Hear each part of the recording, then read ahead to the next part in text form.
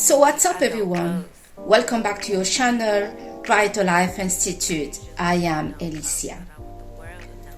I want to talk to you today about this issue regarding migration that is being cried out in Europe, and why I believe that this is really not really the problem, two, the solution. But I understand. No jobs, no home, no future. Many, especially in the young people in Europe, are pointing out migration problems. About not realizing that it is not the migrant that is in charge in their country. It is not the migrant that is not creating jobs, that are not giving things fairly, as some government spraying out some rumors that migrants have been given straight away homes, monies, cars, luxury, everything, when that's not really true. In many countries in Europe, many of those migrants live poorly in poor area already with other migrants, and have been seen as bad, as not educated, and etc. I believe this spread of image that the migrant is taking everything and they have a better life than us, and etc. and etc. It is a strategy to cause actually conflict with the local people, with those that are from those countries, to make them feel like there is some kind of favorite, and somehow those favorites are the migrant. Who's taking her job are the migrant. Who's taking her home are the migrant. And then who's taking her opportunity are the migrant. When I used to live in the UK, many British people will say they are taking her job. Now, many will never analyze the situation clearly.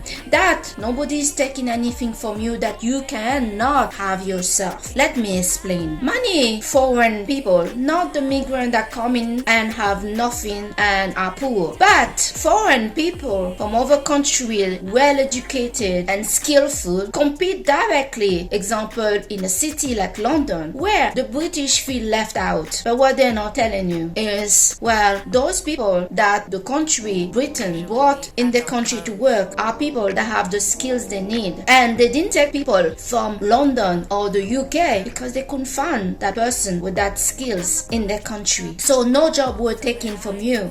Sometimes people need to really push to get the education and push to get the opportunity. You cannot just get certain job because you are British or you are French or you are whatever citizen of your country. If you don't have the skills, the country will look for talent worker to come to work in the country. The same thing for the cleaners. Yeah, the basic cleaners. Well, we say basic, but they're very important to a country, and sometimes we don't realize that. Those that clean our street, the nurses and the healthcare assistants that are working in the hospital, even the doctors themselves. Some country developed bad lacking of those workers, so they bring them from outside, and even them they get attacked by being blamed to take their job. But are you ready to do that job? Because many people from the developed country do not want to do a cleaner job, especially not picking up the trash and working to clean up the street. Those jobs need to be done for the city to look good, and many of those jobs are done by migrants. So yes, migration have been blamed by many developed countries. About also clarifying what they're talking about when they say migration. Are they talking about a religion? Are they talking about peoples? Are they talking about colors? Are they talking about ethnicity difference, and so on? Because when somebody uses such a big word like migration that englobe many things, well, they've forgotten that in their country in 2025, the people, the citizens, are not only from their country or look like them. They are people from every ethnicity that feel they are citizens of that country now. When there is this high claim protest in the street by certain citizens that migration is an issue and we need to stop it, sometimes they also discriminate forgetting the other citizens that they've forgotten are also part of the society. The issue, in my view, ladies and gentlemen,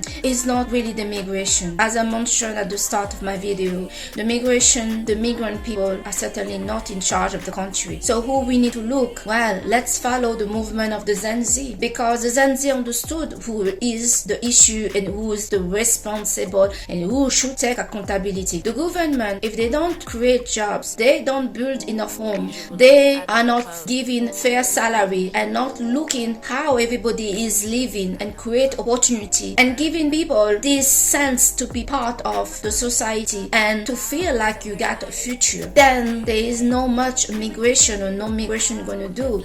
The issue is really in the hands of those governments, where they put in the money. In Europe, I feel it's really problematic that so much money have been put into pump up Ukraine, when Ukraine is not part of the 27, but Ukraine has become the central priority for many politicians when their people are screaming, we don't have the job, the food costs too much, we cannot buy a home, it's too expensive. Basically, we don't have nothing to look for, we don't have opportunity. And what those politicians are doing, they are not listening. They continue pumping money and pressure where money is not really needed right now. This is why we see the movement of the Gen Z, the Moroccan young people, the Gen Z, saying, hey, you want to build up and pump in a billions football stadium for one-time events to impress whoever you want to impress, because really that is all about that. But us young people, we are struggling. Our university is too crowded, we cannot find jobs, and worse, we don't have hospital. Our people are dying from things that nobody is dying of anymore, because you're not investing where the investment is urgently needed. So yes, there is a problem. There is a problem, and some that don't dare to do like the Gen Z, to go face to face the problems, and who is responsible, are blaming people that are already in difficulty, people that are struggling themselves, people that cannot do anything to change the system. Yes, you can remove them from your country and stop total immigration, but that is not going to change anything in your country if the government is not taking action to pump in and investing money where it's needed. This is the message that I wanted to share with you in this video. In the time we're living now, there are people from every ethnicity everywhere, and when we look at those migrants that come, example Africa, we say they are cockroaches. They come here to take, they are ugly, they are poor, they are criminal, etc. But when we hear what's happening really in certain countries like Niger, Madagascar, and the rest, we are discovering their poverty are being designed by some power in Europe. So this